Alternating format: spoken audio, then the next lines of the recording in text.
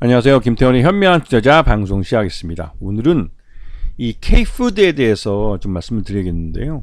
이 수산주를 지금 밀어 올리고 있는 가장 큰 요인은 K푸드의 전 세계적인 유행에 있습니다. 이 말뜻은 기본적으로 우리가 수산주라고 불렀던 이 내수 시장 위주의 이 종목들이 이제는 내수 시장보다는 다른 공산품이나 수출품처럼 이 해외 시장을 기반으로 해서 성장을 할 수 있는 성장 모멘텀을 만들었다는 겁니다.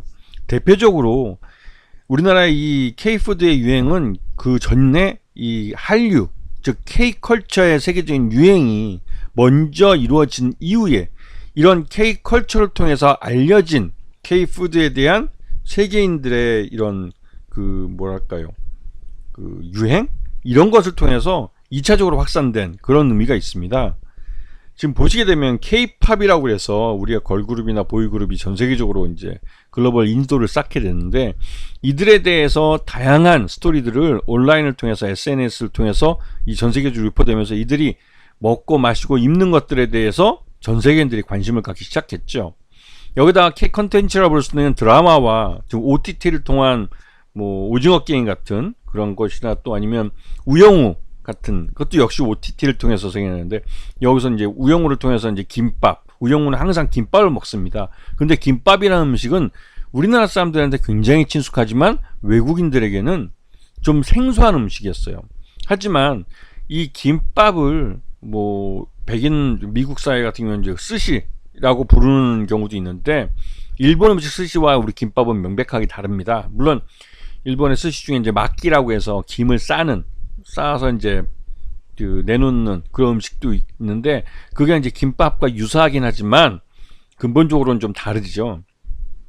근데 이제 김밥이 이 외국인들, 특히 미국이나 이런 데서 이제 건강식으로 많이 알려졌어요. 안에 내용물을 뭘 넣느냐에 따라서 비건이라고 부를 수 있는 그 고기를 먹지 않는 사람들도 손쉽게 먹을 수 있는 그런 식품으로 이 김밥이 많이 소개됐죠. 그러면서 이걸 냉동김밥을 수입해 갔는데, 우리나라 같으면 냉동김밥은 음식으로 치지도 않는데 미국 사람들은 냉동김밥을 마이크로웨이브에 한 1, 2분만 돌려서 먹으면 그 말 그대로 이제 이게 이제 김밥이 처음 만들어졌을 때 나온 그런 음식인 줄 알고 맛있게 잘 먹습니다.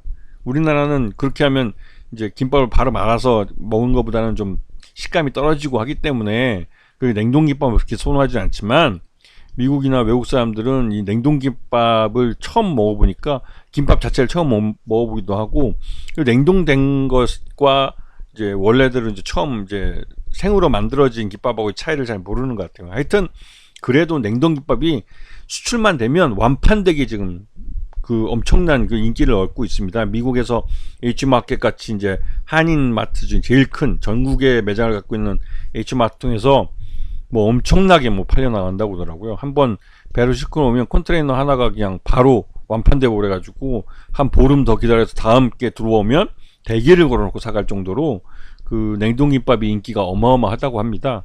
그래서 얼마 전에 우리나라 대림, 그러니까 사조대림에서도 이번에 대규모로 이 H마트에다가 이제 이 냉동김밥을 납품하고 있죠.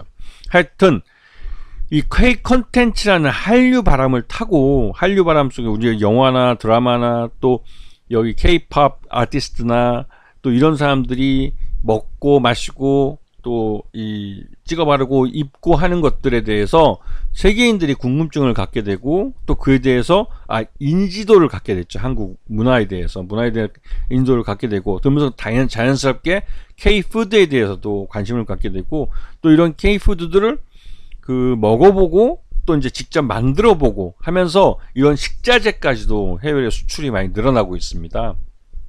그래서 이제 앞에 말씀드렸던 이 냉동김밥, 이 진짜 생소한 음식인데 이게 엄청나게 팔리고 있어요. 이게 냉동김밥이 뭐 말 그대로 이제 수입해 오면 팔리기 바쁘다고 하더라고요. 또 이제 SNS에서 계속 이 냉동김밥을 먹어봤다는 이 리뷰 글들이 올라오고 하다 보니까 이게 더 확대 재생산되고 있는 것이죠. 그래서 이제 이 사조대림에서 냉동김밥을 수출을 했고, 이게 첫 초도 물량이 완판됐습니다. 완판되면서 말 그대로 이제 인기를 구가하고 있는 거죠. 그러면서 자연스럽게 이제 김밥의 주재료인 김이 이 엄청나게 수출되고 있어요. 김치. 일본 말은 노리라고 그러는데 일본 애들하고 우리하고는 좀 우리는 조미김이고 걔들은 조미되지 않은 그냥 마른 김인데 이 차이가 있는데도 하여튼 우리나라 이 조미김이 엄청나게 팔리고 있습니다. 지금 거기서 10억 달러 원래 정부에서 해양수산부가 수출 목표를 10억 달러를 제시했는데 이미 10억 달러는 넘겨설 가능성이 높다고 얘기가 나오고 있죠. 그리고 그 김들은 주로 미국 쪽, 그러니까 OTT나 이런 것들을 쉽게 접하는 쪽을 통해서 더 많이 판매되고 있습니다. 수출이 돼도. 그다음에 가까운 나라인 일본과 중국에서도 우리나라 식자재들에 대한 수입이 늘고 있고, 특히나 이제 중국 같은 경우도 이 일본산 수산물을 수입하지 않으면서 자연스럽게 우리나라 것을 더 가져간 의미가 있죠.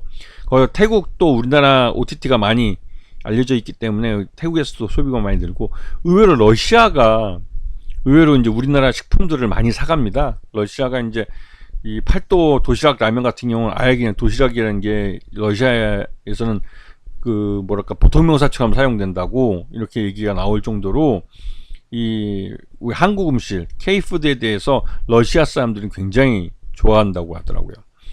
여기에 맞춰서 이제 국내 식품 회사들이 해외에 진출하고 있습니다. 이게 이제 농심이나 삼양식품 같은 경우 최근에 이제 불닭면 같은 경우는 말 그대로 챌린지 때문에도 더더욱 엄청난 유행을 타고 있죠. 그래서 CJ는 비비고라는 브랜드를 갖고 확실히 이제 미국 시장에 진출해서, 미국이나 이제 서구 시장에 진출해서 브랜드 인지도가 비비고 하면 이제 벌써 알아듣는 외국인도 굉장히 많아졌다고 합니다.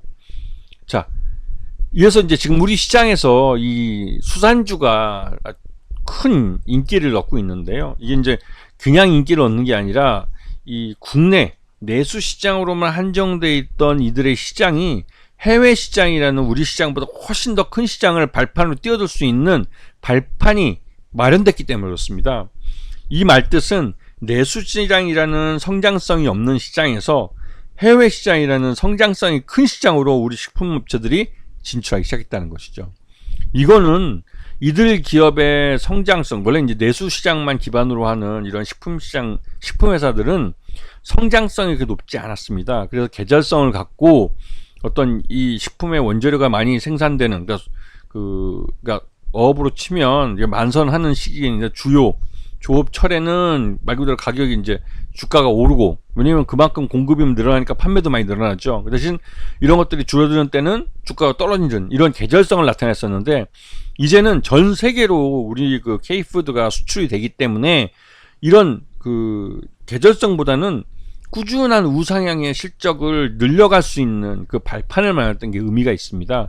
그러다 보니 이런 수산업에 오리엔트되어 있는 사조그룹이 오히려 그룹주로서 이제 사조산업, 사조대림, 사조오양, 사조시푸드가 굉장히 시장에서 재평가를 받고 있고, 그 외에도 신라 SG나 동원수산, 동원 F&B, 한성기업, CJ 시푸드 이런 업체들이 지금 재평가를 또 받고 있는 겁니다.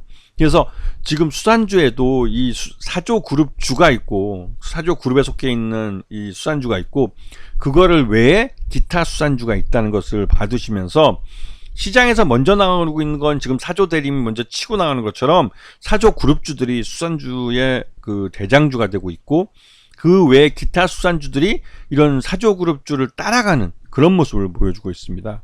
그래서 이들이 실적이 앞에 이제 김이 수출되는 것처럼 실적이 개선되는 만큼 주가도 그걸 따라가기 때문에 이러한 주가 재평가를 실적과 함께 생각해 봐야 될 때가 된 것이죠. 아시겠죠? 향후에 이제 이런 종목들은 따로 분석해서 또 올리겠습니다. 자, 오늘 방송 여기서 마치겠습니다. 감사합니다.